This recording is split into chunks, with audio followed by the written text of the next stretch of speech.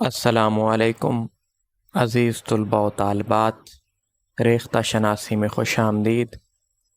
آج جس عنوان پر ہم بات کریں گے وہ ہے رموز اوقاف۔ عزیز طلباء و طالبات، رموز رمز کی جمع ہے۔ رموز رمز کی جمع ہے جس کے معنی ہیں علامات، نشانات اور اشارات کے ہیں۔ اوقاف وقف کی جمع ہے جس کے معنی ٹھہرنا، توقف کرنا اور رکنا کے ہیں۔ رموز اوقاف کے لفظی معنی ہیں رکنے کی علامتیں، اشاروں پر ٹھہرنا یا علامات کے ذریعے رکنا۔ اگر ہم اس کا اصطلاحی معنی دیکھیں تو رموز اوقاف یا علامات وقف ان اشاروں یا علامتوں کو کہتے ہیں جو کسی عبارت کے ایک جملے کے ایک حصے کو اس کے باقی حصوں سے علیحدہ کرنے کے لیے استعمال کی جاتی ہیں۔ یہ علامات درج ذیل ہیں جنہیں باری باری ہم آپ کو بتائیں گے کہ عبارت یا جملے میں اس کا استعمال کیسے کرنا ہے۔ تو سب سے پہلے ہم بات کریں گے وقف خفیف یا سکتہ۔ وقف خفیف یا سکتہ انگریزی میں اسے کوما کہتے ہیں۔ اس کی نشانی الٹے واؤ کی ہوتی ہے۔ یہ علامت ایک جملے کے الفاظ یا چھوٹے چھوٹے مرکبات کے درمیان استعمال ہوتی ہے۔ یہاں تھوڑا سا ٹھہرنا چاہیے۔ مثال کے طور پہ دوات، قلم اور کتاب لے کر آؤ۔ اب دوات اور قلم کے درمیان ہم نے خفیف سا وقف کیا ہے۔ آگے ہم چلتے ہیں جی، وقفہ کیا ہے؟ وقفے کو انگریزی زبان میں سیمی کولن کہتے ہیں۔ جب سکتے سے زیادہ ٹھہراؤ کی ضرورت ہو تو وقفے کی علامت استعمال کی جاتی ہے۔ مثلاً لاہور پنجاب کا، کراچی سندھ کا اور پشاور خیبر پختونخوا کا دارالحکومت ہے۔ اس میں ہم نے سکتے سے زیادہ ٹھہراؤ کیا ہے۔ اگلی علامت ہے رابطہ۔ اسے انگریزی زبان میں کولن کہتے ہیں۔ جب عبارت میں وقفے سے زیادہ ٹھہرنا مقصود ہو تو علامت رابطہ استعمال کی جاتی ہے۔ رابطہ کو وقف لازم بھی کہتے ہیں۔ مثال کے طور پر رسول اللہ کا فرمان ہے، نماز مومن کی معراج ہے۔ اس سے اگلی علامت ہے تفصیلیہ۔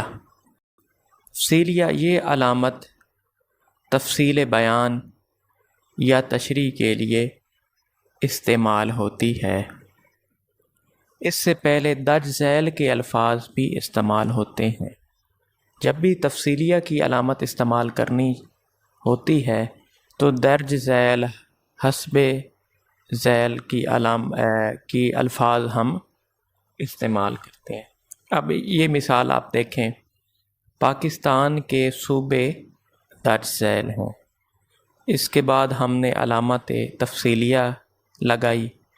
اس کے بعد پنجاب، سندھ اور بلوچستان اور خیبر پختونخوا، یعنی مثال ہم نے یہ دی کہ پاکستان کے صوبے درج ذیل ہیں، پنجاب، سندھ، بلوچستان اور خیبر پختونخوا۔ اگلی علامت ہے ختمہ، جسے انگریزی میں فل سٹاپ کہتے ہیں۔ علامت ختمہ جملے کے اختتام پر لگائی جاتی ہے۔ جب کوئی ہم جملہ مکمل کر لیں تو ہم علامت ختمہ استعمال کریں۔ اس ختمہ کو وقف مطلق بھی کہتے ہیں، یعنی ہم نے یہاں لازمی رکنا ہوتا ہے۔ مثلاً علی نے کھانا کھا لیا ہے۔ علی نے کھانا کھا لیا ہے کے بعد ہم نے علامت ختمہ لگائی۔ اس کے بعد اگلا جملہ شروع ہوگا۔ اگلی علامت ہے علامت استفہام، انگریزی میں اسے سائن آف انٹیروگیشن کہتے ہیں۔ یہ علامت سوالیہ جملے کے آخر میں لگائی جاتی ہے۔ جب ہم کسی سے کچھ پوچھتے ہیں یا کسی سے کوئی سوال کرتے ہیں تو آخر میں ہم سوالیہ علامت استعمال کرتے ہیں۔ علامت اظہار شک کے موقع پر بھی استعمال ہوتی ہے۔ مثال کے طور پر کلاس روم میں کون ہے؟ آپ نے سبق یاد کیا، اس کے بعد علامت استفہام لگائی جاتی ہے۔ اگلی علامت ہے علامت تعجب یا ندا، سائن آف ایکسکلیمیشن اسے انگریزی میں کہتے ہیں۔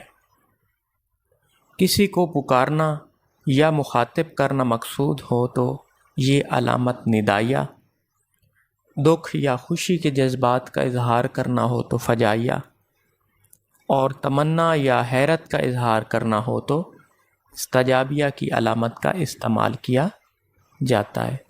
مختلف مثالوں سے ہم اس کی وضاحت کرنے کی کوشش کریں گے۔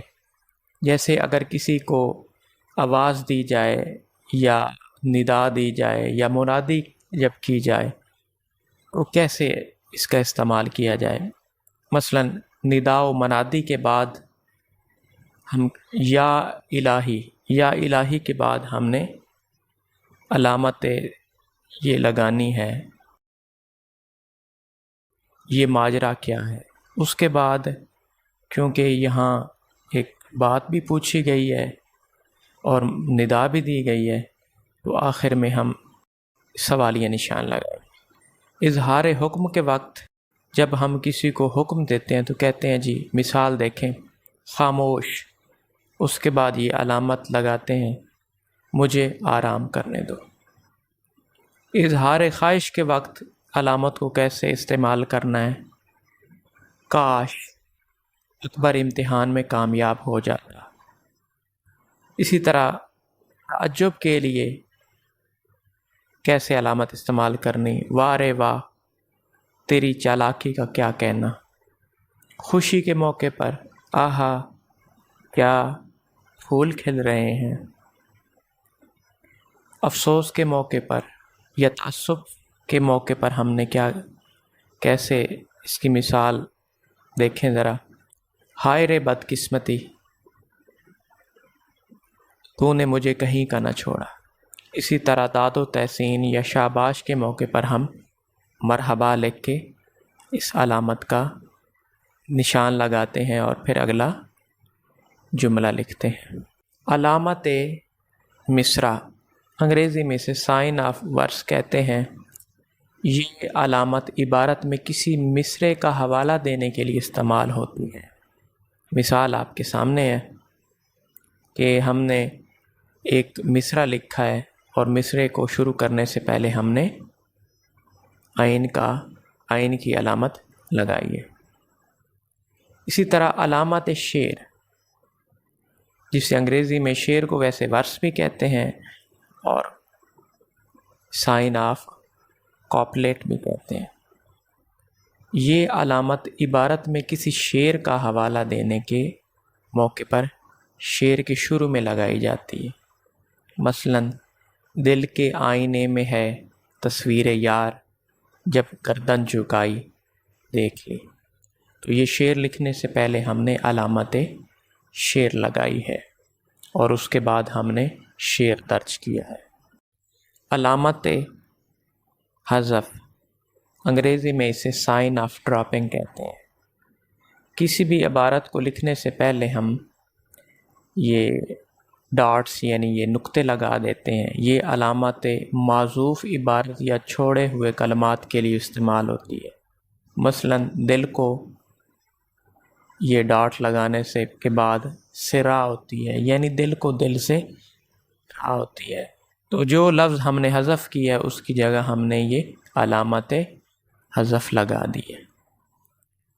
علامت تخلص، انگریزی میں اسے سائن آف ری نیمڈ بھی کہتے ہیں، سائن آف ری نیمڈ بھی کہتے ہیں۔ یہ علامت تخلص، یہ علامت تخلص لکھتے وقت شاعر حضرات استعمال کرتے ہیں. مثلاً ہم نے ایک شعر لکھا ہے غالب کا: ہم کو معلوم ہے جنت کی حقیقت لیکن دل کے خوش رکھنے کو غالب یہ خیال اچھا ہے. غالب کا جہاں تخلص ہے وہاں یہ علامت تخلص لگائی گئی ہے. اگلی علامت ہے جی علامت قوسین، جسے سائن آف بریکٹس بھی کہتے ہیں. یہ علامت جملہ معترضہ یا کسی چیز کی تشریح کے موقع پر استعمال ہوتی ہے. مثلاً زاہد خدا بہشت نصیب کرے نیک انسان ہے. اب قوسین میں ہم نے اس جملے کی وضاحت کر دی. اس جملے کو اگر ہم ایسے بھی پڑھ سکتے ہیں: زاہد نیک انسان ہے. اب علامت قوسین لگا کے ہم نے اس کی وضاحت کے لیے خدا بہشت نصیب کرے لکھا.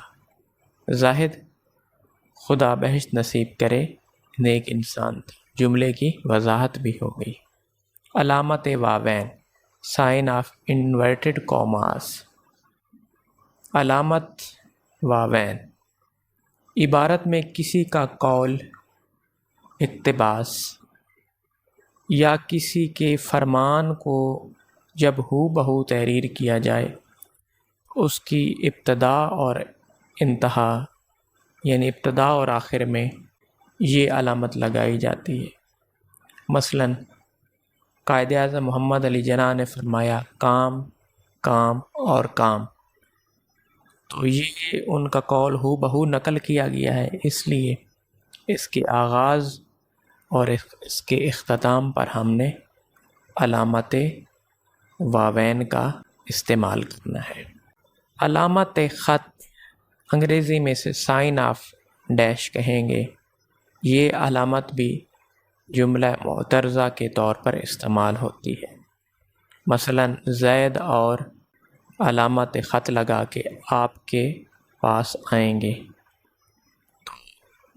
یہ بھی اس لیے علامت لگائی جاتی ہے تاکہ کوئی اس میں الفاظ آپ نہ لکھنا چاہیں تو یہ علامت لگا کے اگلا جملہ مکمل کیا جاتا ہے. زید اور علامت خط آپ کے پاس آئیں گے.